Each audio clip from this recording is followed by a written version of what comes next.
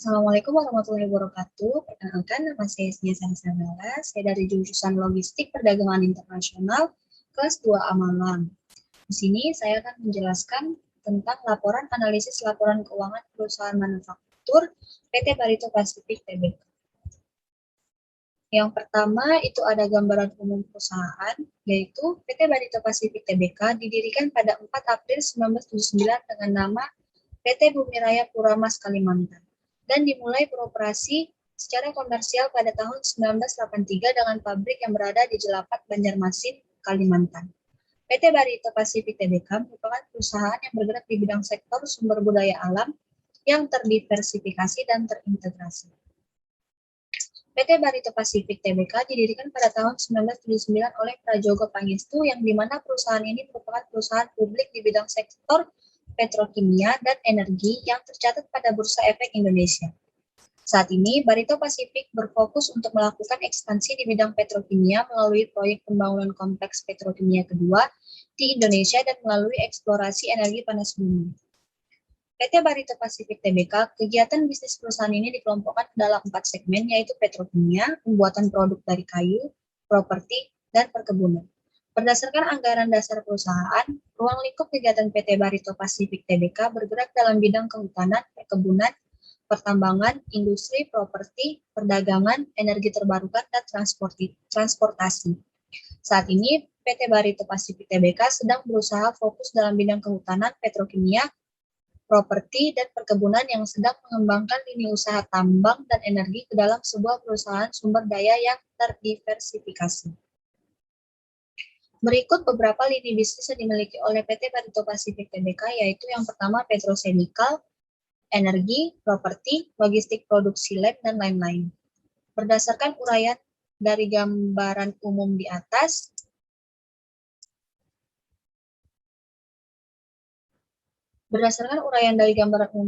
dapat diketahui bahwa PT Barito Pacific Tbk memiliki banyak usaha di berbagai bidang sehingga perluasan usaha bisa terjadi dengan cepat. Adapun analisa laporan keuangan dapat dilihat pada penjelasan dan uraian di bawah. Berikut ini penjelasan. Yang kedua, analisa laporan keuangan, yaitu neraca. Yang pertama ada aset lancar. Kas dan setara kas pada tahun 2020 sejumlah 1.135.310 dan pada tahun 2019 744.202 dengan keterangan meningkat. Yang kedua ada rekening bank yang dibatasi penggunaannya pada tahun 2020 sebesar 185.590 dan pada tahun 2019 143.481 dengan keterangan meningkat. Aset keuangan lainnya sebesar 95.122 pada tahun 2020 dan 87.854 pada tahun 2019 dengan keterangan meningkat.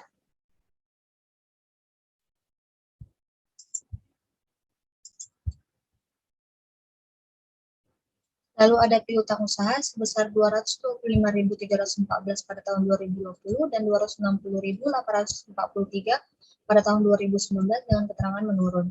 Lalu ada piutang lain-lain sebesar 11.882 pada tahun 2020 dan 78.726 pada tahun 2019 dengan keterangan menurun. Lalu ada piutang sewa pembiayaan pada tahun 2020 sebesar 6.570 dan 5.937 pada tahun 2019 dengan keterangan meningkat. Lalu ada persediaan sebesar 276.354 pada tahun 2020 dan 307.945 pada tahun 2019 dengan keterangan menurun. Lalu ada pajak dibayar di muka pada tahun 2020 sebesar 86.903 dan 156.010 pada tahun 2019 dengan keterangan menurun. Lalu ada uang buka dan biaya dibayar di muka pada tahun 2020 sebesar 33.130 dan 42.970 pada tahun 2019 dengan keterangan menurun. Aset lancar lainnya sebesar 502 pada tahun 2020 dan 165 pada tahun 2019 dengan keterangan meningkat. Lalu ada jumlah aset lancar sebesar 2.056.677 pada tahun 2020 dan 1.828.133 pada tahun 2019 dengan keterangan meningkat. Berdasarkan laporan keuangan dari aset lancar di atas, diketahui bahwa pada tahun 2019 aset berada di angka 1.828.133, sedangkan pada tahun 2020 berada pada angka 2.056.677, sehingga dapat diketahui bahwa selisih pada kedua tahun tersebut terjadi kenaikan sebesar 22,84%. Hal ini dapat dilihat sebabnya pada kas dan kas setara yang mengalami peningkatan yang cukup tinggi. Lalu yang kedua ada aset tidak lancar, yaitu piutang lain-lain sebesar 264.205 pada tahun 2020 dan 65.380 pada tahun 2019 dengan keterangan meningkat. Lalu ada piutang sewa pembiayaan sebesar 387.692 pada tahun 2020 dan 394.262 dengan keterangan menurun. Lalu ada aset pajak tanggungan pada tahun 2020 sebesar 213 dan pada tahun 2019 sebesar 375 dengan keterangan menurun. Lalu ada beban yang ditangguhkan sebesar 17.630 pada tahun 2020 dan 22.715 pada tahun 2019 dengan keterangan menurun. Lalu ada uang muka investasi pada tahun 2020 sebesar 23.004 dan pada tahun 2019 sebesar 83.144 dengan keterangan menurun. Lalu ada investasi pada entitas asosiasi dan ventura bersama pada tahun 2020 sebesar 162.582 dan pada tahun 2019 25.374 dengan keterangan meningkat. Lalu ada aset keuangan lainnya sebesar 7.035 pada tahun 2020 dan 7.135 pada tahun 2019 dengan keterangan menurun. Lalu ada uang muka pembelian aset tetap pada tahun 2020 sebesar 7.109 dan 65.702 pada tahun 2019 dengan keterangan menurun. Aset keuangan derivatif sebesar 3.477 pada tahun 2020 dan 136 pada tahun 2019 dengan keterangan meningkat. Suku cadang dan perlengkapan sebesar 21.784 pada tahun 2020 dan 20.925 pada tahun 2019 dengan keterangan meningkat. Aset biologis yang pada 2020 kosong dan pada tahun 2019 berjumlah 7.954 dengan keterangan menurun. Lalu ada properti investasi sebesar 41.641 pada tahun 2020 dan 25.250 pada tahun 2019 dengan keterangan menurun. Lalu ada aset hak guna sebesar 18.344 pada tahun 2020 dan 2019 kosong dengan keterangan meningkat. Lalu ada aset tetap pada tahun 2020 sebesar 2.666.341 dan 2019 sebesar 2.584.943 dengan keterangan meningkat. Lalu ada aset sewa operasi sebesar 358.041 pada tahun 2020 dan 351.475 pada tahun 2019 dengan keterangan meningkat. Lalu ada rekening bank yang dibatasi penggunaannya sebesar 5.428 pada tahun 2020 dan 4.572 pada tahun 2019 dengan keterangan meningkat. Lalu ada tagihan resusitasi pajak sebesar 9.160 pada tahun 2020 dan 6.776 pada tahun 2019 dengan keterangan meningkat. Lalu ada aset tidak berwujud sebesar 1.628.972 pada tahun 2020 dan 1.683.952 pada tahun 2019 dengan keterangan menurun. Lalu ada aset tidak lancar lainnya sebesar 3.824 pada tahun 2020 dan 4.232 pada tahun 2019 dengan keterangan menurun. Dan jumlah aset tidak lancar sebesar 5.626.482 pada tahun 2020 dan 5.354.302 pada tahun 2019 dengan keterangan meningkat. Dan jumlah aset keseluruhan pada tahun 2020 sebesar 7.683.159 pada tahun 2020 dan 7.182.435 pada tahun 2019 dengan keterangan meningkat. Berdasarkan data dari hasil laporan analisa keuangan pada aset tidak lancar, dapat dilihat bahwa terjadi peningkatan dari tahun 2019 ke tahun 2020, di mana pada tahun 2019 aset tidak lancar sebesar 7.182.435, sedangkan pada tahun 2020 sebesar 7.683.159, yang di mana peningkatan ini naik sebesar 27,21%. Hal ini dapat diketahui dari piutang lainnya yang mengalami peningkatan cukup signifikan. Sedangkan untuk jumlah aset keseluruhan dapat dilihat bahwa angka tersebut mengalami peningkatan sebesar 51,2%. Jumlah aset keseluruhan yaitu 7.683.159 pada tahun 2020 dan 7.182.435 pada tahun 2019 dengan keterangan meningkat. Selanjutnya ada liabilitas dan ekuitas. Yang pertama liabilitas jangka pendek, yaitu ada utang usaha pada tahun 2020 sebesar 725.636 dan pada tahun 2019 690.407 dengan keterangan meningkat. Lalu ada utang lain dan uang muka yang diterima pada tahun 2020 sebesar 79.735 dan 2019 sebesar 54.775 dengan keterangan meningkat. Lalu ada utang lain pada pihak berelasi sebesar 715 pada tahun 2020 dan 79.893 pada tahun 2019 dengan keterangan menurun. Lalu ada utang pajak sebesar 33.923 pada tahun 2020 dan 35.429 pada tahun 2019 dengan keterangan menurun. Lalu ada biaya yang harus dibayar pada tahun 2020 sebesar 59.755 dan 58.798 pada tahun 2019 dengan keterangan meningkat. Lalu ada utang bank jangka pendek pada tahun 2020 sebesar 709 dan 72 pada tahun 2019 dengan keterangan meningkat. Liabilitas jangka panjang jatuh tempo 1 tahun. Yang pertama ada liabilitas sewa sebesar 2.168 pada tahun 2020 dan kosong pada tahun 2019 dengan keterangan meningkat. Lalu ada utang lembaga keuangan non-bank sebesar 26 pada tahun 2020 dan sebesar 4 pada tahun 2019 dengan keterangan meningkat. Lalu ada utang bank jangka panjang sebesar 91.528 pada tahun 2020 dan 167.926 pada tahun 2019 dengan keterangan menurun. Lalu ada utang obligasi dan wesel bayar sebesar 105.341 pada tahun 2020 dan 18.331 pada tahun 2019 dengan keterangan meningkat.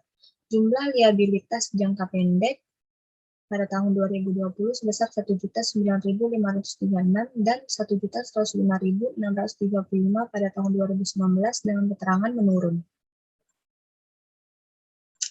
Berdasarkan data dari hasil laporan analisa keuangan pada liabilitas jangka pendek di atas, dapat diketahui bahwa terjadi penurunan dari tahun 2019 sebesar 1.105.635 kepada tahun 2020 sebesar 1.009.536.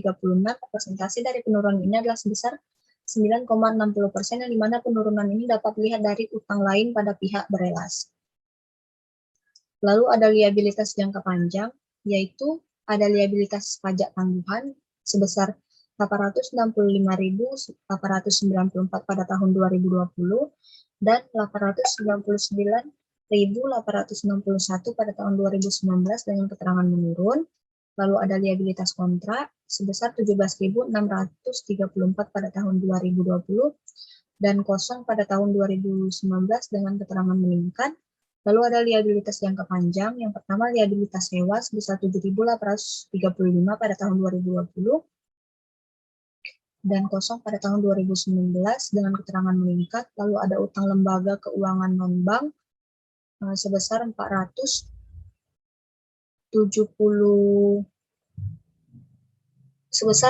9 pada tahun 2020 dan 6 pada tahun 2019 dengan keterangan meningkat. Lalu ada utang bank jangka panjang sebesar 476.345 pada tahun 2020 dan 1.335.658 pada tahun 2019 dengan keterangan menurun.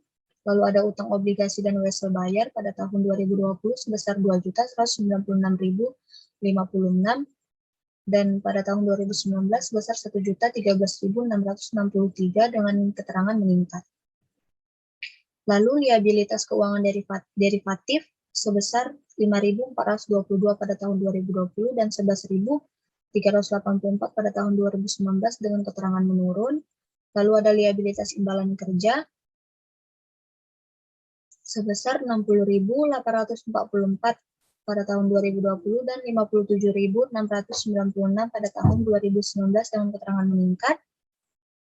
Lalu ada estimasi biaya pembongkaran aset tetap sebesar 2.623 pada tahun 2020 dan 2.452 pada tahun 2019 dengan keterangan meningkat. Lalu ada jumlah liabilitas jangka panjang dengan jumlah 3.632.662 pada tahun 2020 dan 3.320.993 pada tahun 2019 dengan keterangan meningkat. Lalu ada jumlah liabilitas keseluruhan sebesar 4.732.198 pada tahun 2020 dan 4.426.628 pada tahun 2019 dengan keterangan meningkat.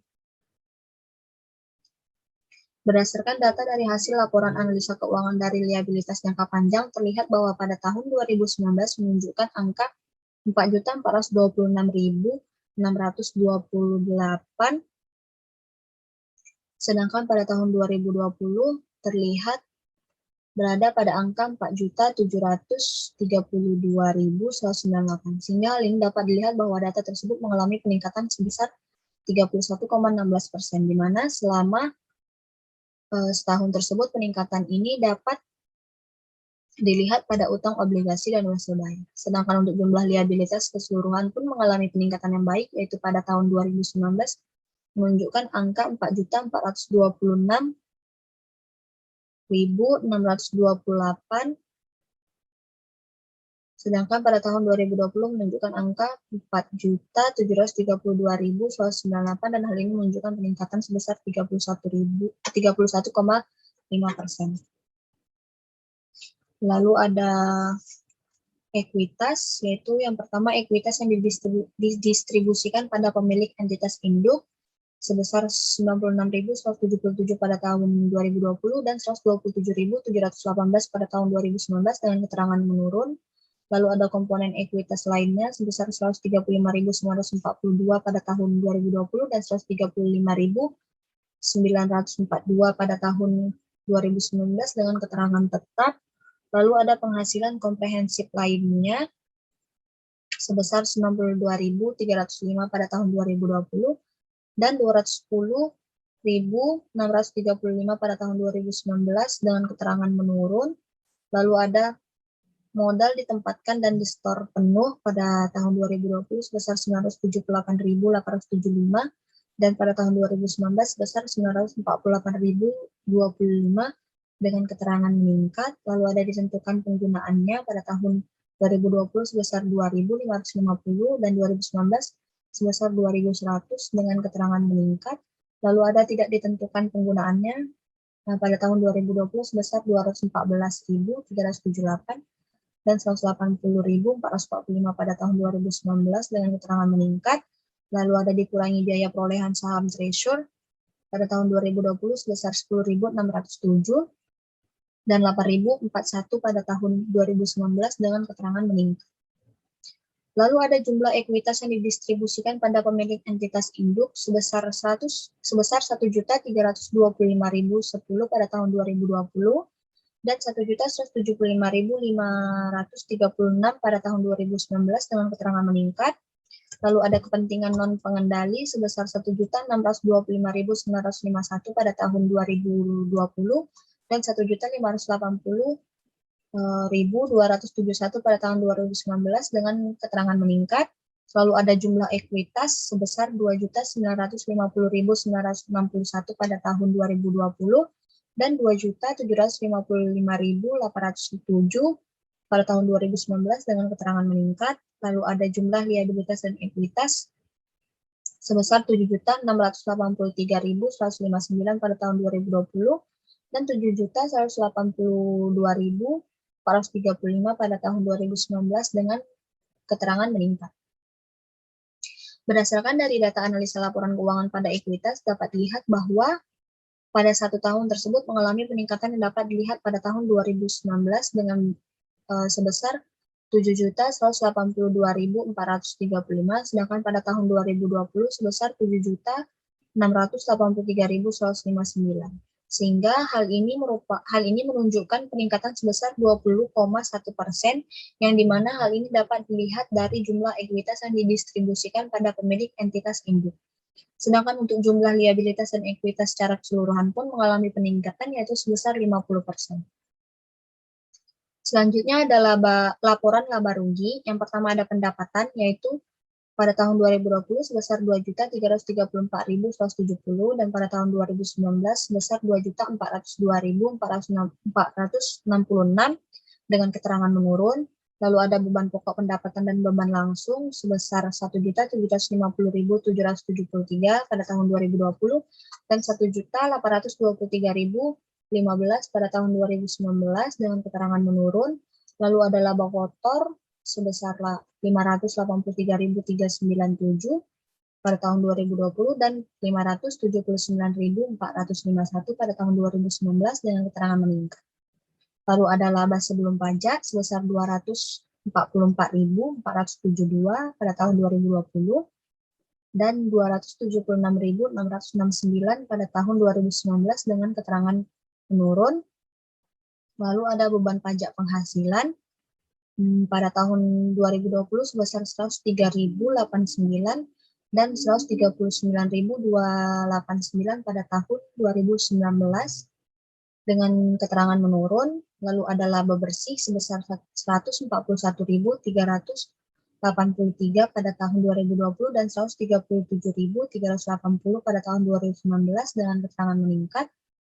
Dan yang terakhir adalah jumlah penghasilan komprehensif sebesar 129.083 pada tahun 2020 dan 125.792 pada tahun 2019 dengan keterangan meningkat. Kesimpulannya adalah berdasarkan analisa laporan keuangan dari PT Barito Pasifik Tbk, bahwasannya aset lancar meningkat dikarenakan oleh kas dan kas setara yang mengalami peningkatan yang cukup tinggi. Selain itu, aset tidak lancar pun juga mengalami peningkatan yang didorong oleh piutang lainnya yang mengalami peningkatan yang cukup signifikan. Sedangkan untuk jumlah aset keseluruhan juga mengalami peningkatan sebesar 51,2%. Selain itu, dapat dilihat juga pada data liabilitas jangka panjang dan liabilitas jangka pendek yang mengalami peningkatan dengan presentasi masing-masing yaitu 31,16% dan 9,60%. Sedangkan untuk jumlah liabilitas keseluruhan juga mengalami kenaikan dengan presentasi sebesar 31,5%. Anda juga dapat melihat data ekuitas yang mengalami peningkatan juga dengan presentasi peningkatan sebesar 20,1%. Sedangkan untuk jumlah liabilitas dan ekuitas secara keseluruhan juga mengalami peningkatan yaitu dengan persentase sebesar 50%. Maka dari itu dapat ditarik kesimpulan dari data hasil analisa laporan keuangan PT Barito Pasifik Tbk di atas bahwa hasil penjumlahan akhir dari setiap masing-masing bagian mengalami peningkatan yang cukup baik, sehingga hal ini membuat kinerja perusahaan terus meningkat. Baik, sekian yang dapat saya sampaikan dari laporan hasil keuangan PT Barito Pasifik Tbk. Lebih dan kurangnya saya mohon maaf. Wabillahi taufik wal hidayah. Wassalamualaikum warahmatullahi wabarakatuh.